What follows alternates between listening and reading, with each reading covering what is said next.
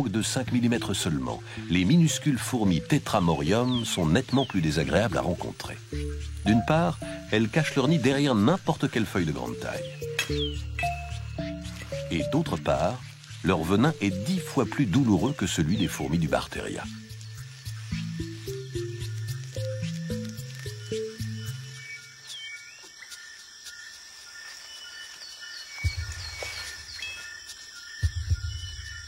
Autre fourmi fréquente dans les zones ouvertes, les fourmis tisserandes. Elles fabriquent leur nid en cousant plusieurs feuilles entre elles avec des fils de soie.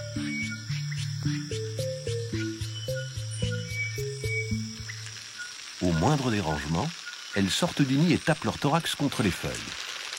Elles sont très agressives, mais ne possèdent pas de dard.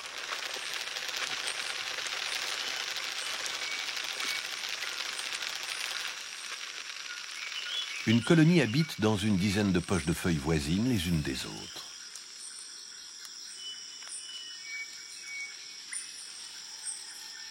Les fourmis tisserandes sont principalement chasseuses et de nombreuses proies sont quotidiennement rapportées au nid.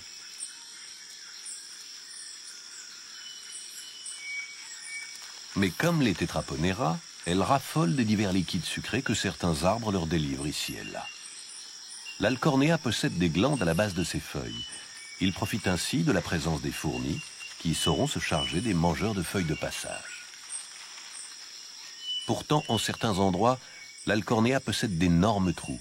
Un mangeur de feuilles parvient donc à échapper aux terribles mandibules des fourmis tisserandes.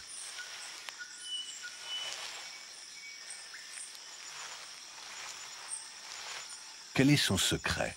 Une cuirasse à toute épreuve? De toute évidence, la petite chenille qui ose affronter les tisserandes ne possède aucune protection mécanique. Non seulement les fourmis ne l'attaquent pas, mais elles se succèdent autour d'elle pour lui flatter gentiment l'arrière-train. Le secret de leur fascination réside dans un petit tuyau rétractile que la chenille possède à l'arrière de son corps. Au moindre tapotement d'antenne, une goutte apparaît.